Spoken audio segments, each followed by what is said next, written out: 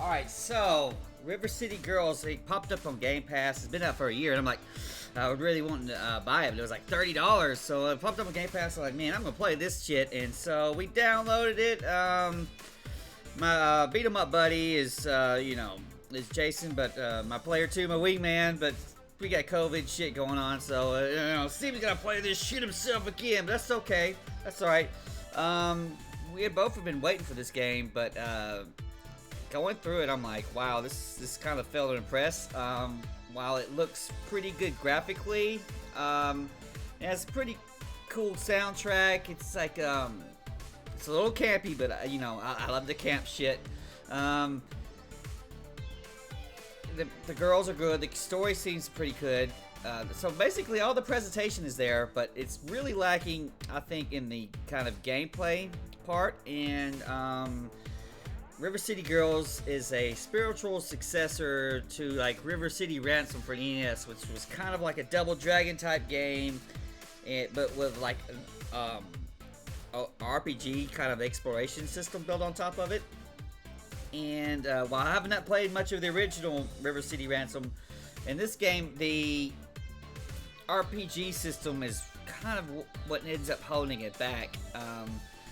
You go back and forth between areas, and you got an inventory, and you can buy things and stuff like that, and you gain levels as you beat up monsters, and you can buy moves and you learn moves.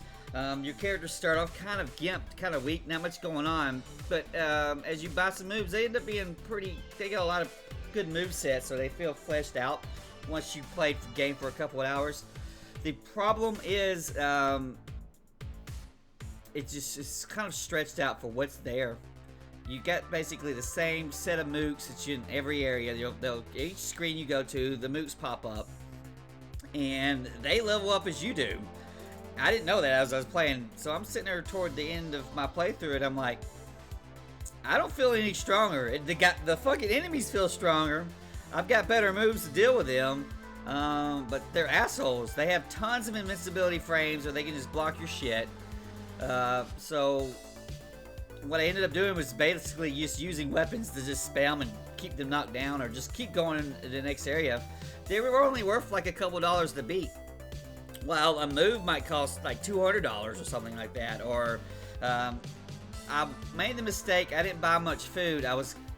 There's like permanent items that you could buy to give you permanent stat boosts, and you can have 2 on at a time, but they nearly all suck, man. If there's some good shit in there, I never found it. And so I ended up like, what the fuck am I even doing here? You'll sit there and grind for some monsters, and you'll get like your $150, that takes like 10 minutes to build up, to buy some item, and it's gonna be like, oh, you got a 5% chance on a certain screen to do blah blah blah, get a certain type of enemy. I'm like, this is shit. You're like wasting my $150. And so buying food's the key, because the first time you buy the food, you'll get you'll get a stat boost permanent increase from it. And I didn't actually know that until late in the game. I just kept buying the same food that was most valuable. There'll be like several variations of prices, but it'll say, oh, just increase the stamina 20%. I'm like, I'll just buy the one that does 40%. It's worth about the same amount of money. And so we're going back and forth between the screens. It's just too much work to kill these damn regular enemies. And while it's got good music and good presentation and everything else, this gets old quick. Because this is, I would say it took me about 6 hours to beat this game, and I started just skipping shit. You could probably spend 10 on this easily. It just is way stretched out for what you essentially got. This is just a brawler. It should be an arcadey type thing where it lasts only a couple hours and you're done. Even if it had a progression system in it, it should not have been as long as it is. I guess that's why they thought they could justify, selling this for $30, which it is absolutely not worth it. Never buy this game for $30. Another thing that really bothered me a good bit is, besides these regular enemies, you pretty much only got bosses. And the bosses, they start off okay and basic, but they rapidly become just raging assholes, man. And they'll have gimmicks how you fight them. They'll change up the gameplay. Like there's one that's pretty much just, instead of a up and down the street beat 'em up, you know, you're used to fighting. It'll be a straight 2D game, and it's almost like a jumping puzzle. She shoots like she's like a spider girl. She's above you, and she's shooting like little needles at you, and you have to dodge them and at a certain area to make the needle pop out and get her. And then when she pops down, you'd better hit her with a big combo. And like I'm sitting there getting my ass kicked by this girl, and I'm only ever to knocking her down every once in a while, and I'm having to startly realize it's like, how do I do damage to this fucking bitch? And then ended up, it's like, use the volleyball thing to bounce him in the air, and then freaking use the spinning bird kick. That did good damage. It's like you're looking for a combo that's gonna not suck. And you know, once you find your good combos or whatever it is, you end up just using the same things over and over again. The enemies are also full of invulnerability frames, just absolute assholes. Just invulnerability frames at the ass, and so the difficulty just going up and fighting an enemy with just your life bar versus his life bar is really hard, man. I don't know if they're trying to balance in, you know.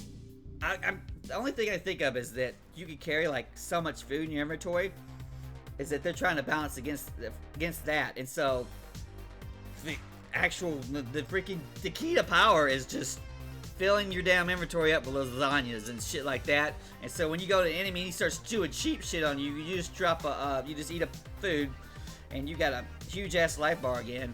And the enemy really doesn't have a chance. You can come in there and play real bad and still win as long as you got food. Just so buy a shit ton of food, skip the damn permanent items because they all suck, and just march right towards the end. Just mainline the damn thing.